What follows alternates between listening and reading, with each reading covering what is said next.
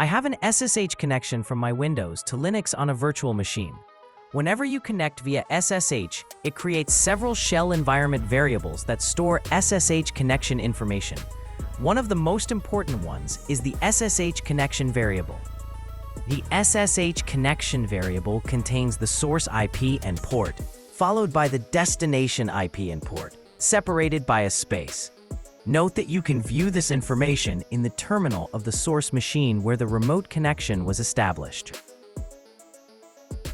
Now I'm writing a script to check if the login is via SSH or not. First, I check if the SSH connection variable is empty or not set. If the condition is true, it means I've connected locally and the script terminates with an error and exit code 1.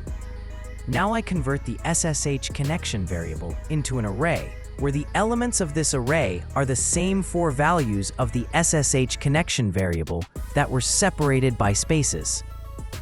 Finally, using the indices of the SSH info array that I created above, I print the SSH connection information.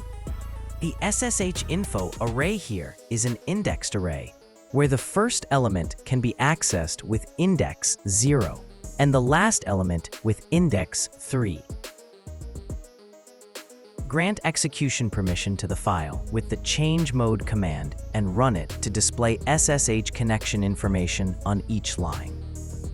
I hope this video has been helpful for you, and please subscribe to the channel.